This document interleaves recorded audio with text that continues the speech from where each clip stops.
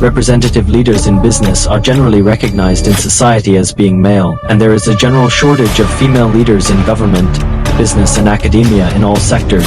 The distribution of power, led by gender, is an issue that needs to be addressed in today's society, where we advocate for equality between men and women.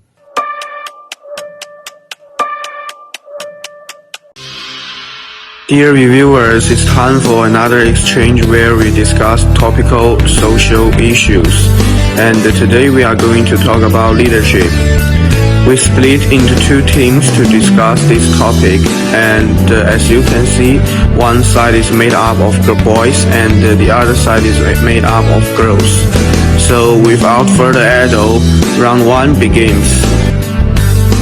We believe that women's leadership in presentation differently in different industries, with fewer women leaders in business in general, and more women leaders than men in education in general.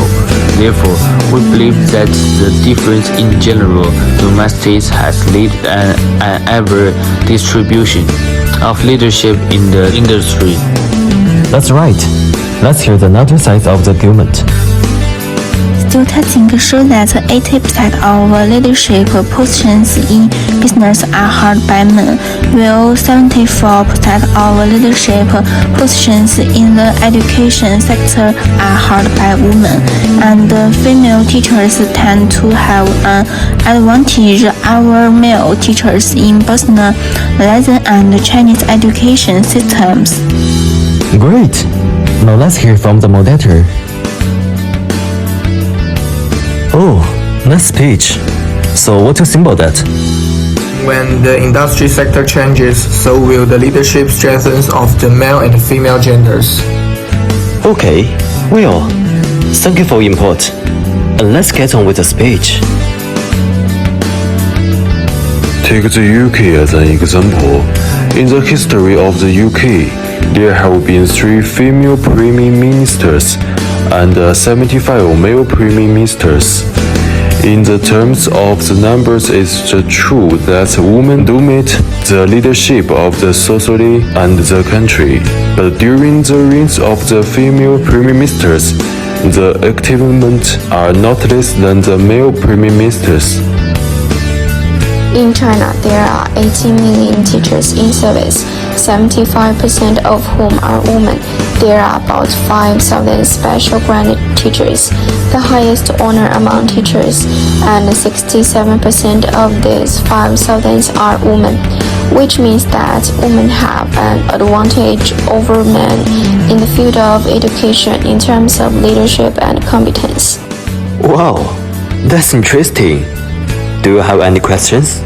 So how do we address this differentiation, and how do we better equip women from leadership positions in business or society?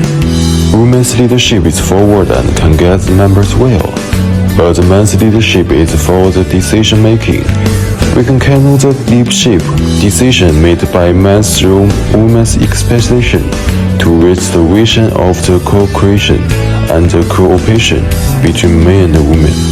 What we are looking for is a partnership that seeks equality between men and women, where our personality differences and leadership skills complement each other. That's a great point. We are going to watch a short film. First of all, I don't think leadership is gender specific. It's a universal skill. In fact, the dimension of leadership, as I see it, is that everyone has leadership. So that's the point.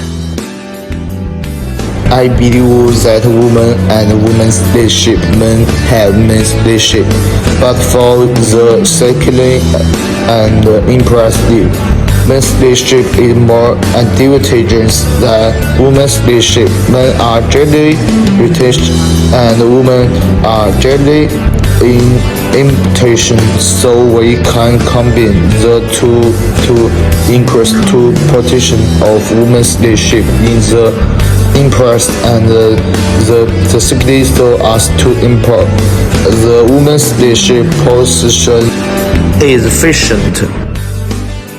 First of all, I believe that in the leadership level, there is no distinction between men and women leadership.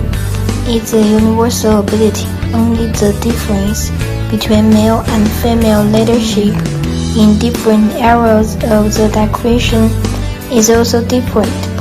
So we have to start from ourselves to improve women's voice in the workplace or in society.